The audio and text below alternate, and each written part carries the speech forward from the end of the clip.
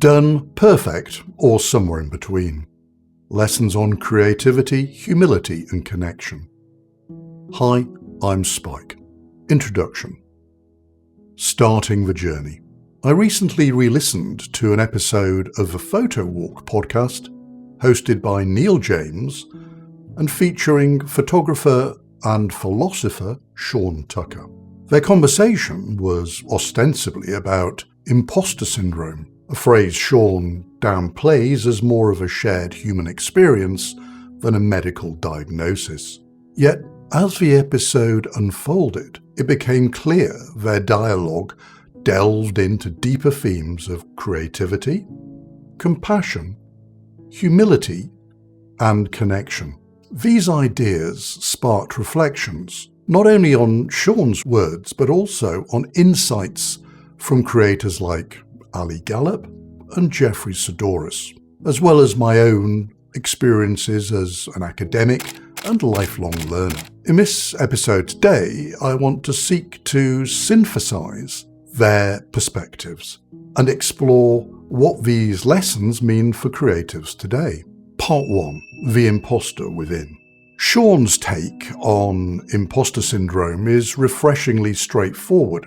It's a human experience, not a syndrome. For Sean, imposter feelings are often rooted in unhealthy comparisons. Social media, the great highlight reel of everyone's best moments, amplifies this, leaving creators to doubt themselves as they measure their work against highly curated benchmarks. This insight resonated with me deeply. I once worked with a gifted doctoral student who could dazzle an audience with spoken insights, and he was like no other person I'd ever met when it came to using a whiteboard.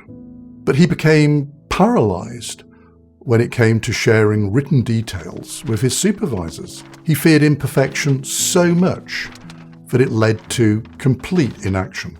As Sean suggests, the real failure isn't imperfection. It's failing to act at all. Part 2. Done versus perfect. In the podcast, Sean references Sheryl Sandberg's well-known adage, done is better than perfect, an adage that's been misappropriated or borrowed by a number of YouTubers. Done is better than perfect. Done is better than perfect.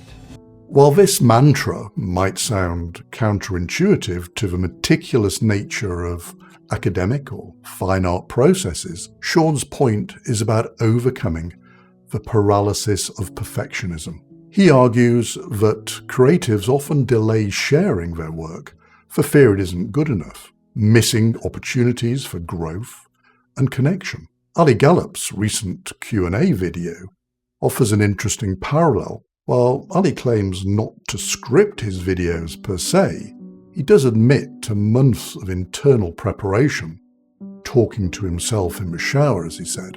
I could be in the shower. I start to then have a conversation with myself and talk about that thing with myself in my own head. This informal yet iterative process mirrors Sean's argument. Preparation and iteration, whether formal or intuitive, create the foundation for sharing meaningful work. In contrast, I'm reminded of a Zen parable about a master artist commissioned to paint the perfect cat. Thank goodness he didn't have YouTube and early YouTube and all those cat videos to watch, I say. But after years of delay, the artist finally produces a masterpiece in minutes in front of the commissioning emperor.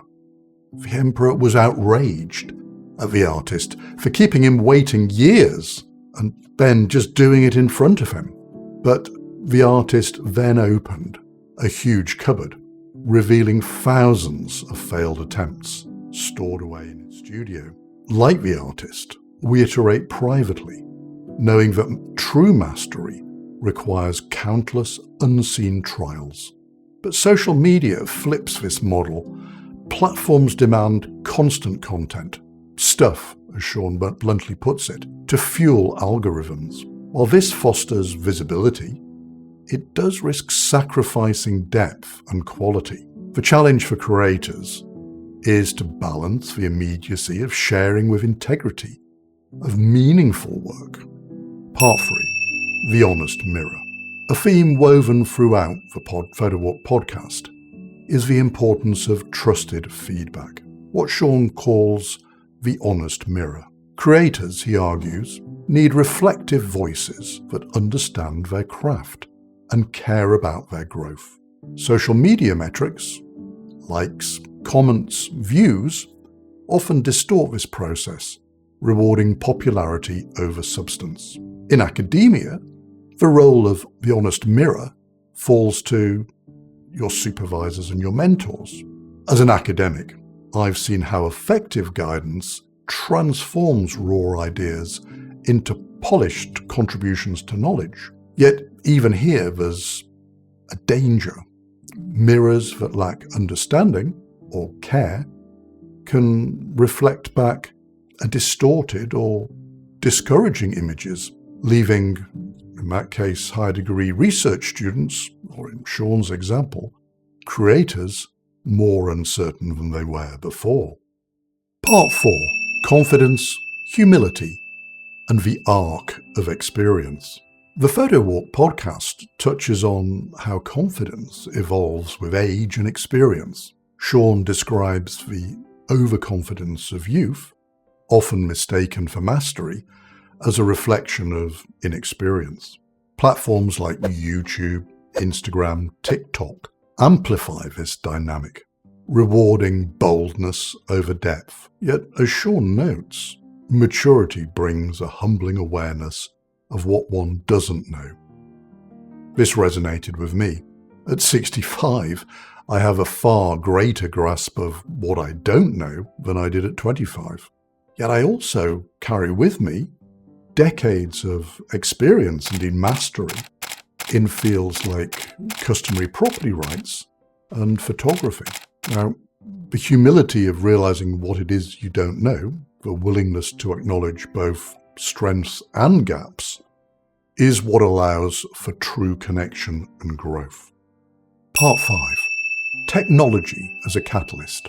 The tools we use to create and reflect have evolved dramatically.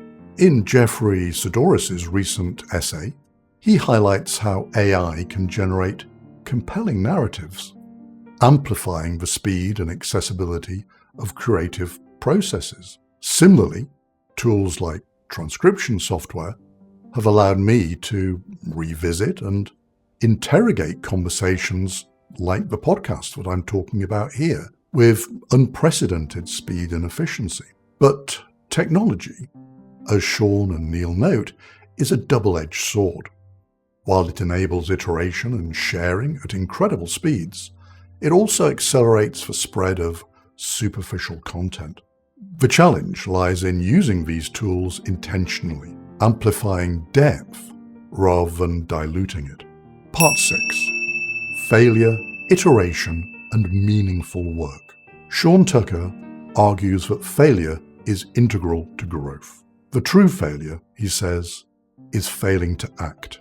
This insight is particularly relevant for those navigating the pressures of social media, where public failures can feel amplified. Yet as creators, we must embrace the lessons of mistakes, refining our craft with each attempt, whether through private iterations, like the Zen artist's scrolls, or public sharing, like Ali Gallop's videos. The key is intention. Work that prioritizes quality, integrity, and connection will always resonate more deeply than content created to chase algorithms. Conclusion: creating with purpose. For conversations from the Photowalk podcast, Gallop's Q&A and Saddoris' reflections converge on a powerful truth. Creativity is not a race to be seen, but a journey to be understood. Whether we're sharing on social media, mentoring students, or reflecting privately, the goal should be to add value to ourselves, our audience, and the broader conversation. Humility, Iteration and thoughtful preparation anchor this process.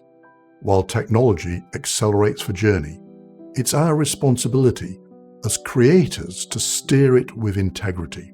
As Tucker wisely notes, the mirror we choose, whether social, professional, or internal, shapes not only how we see ourselves, but also the work we share with the world.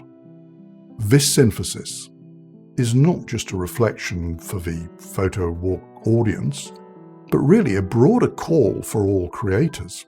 Create with purpose, share with integrity, and strive to leave behind something meaningful. Thanks for listening. I'm Spike, and until next time, stay well.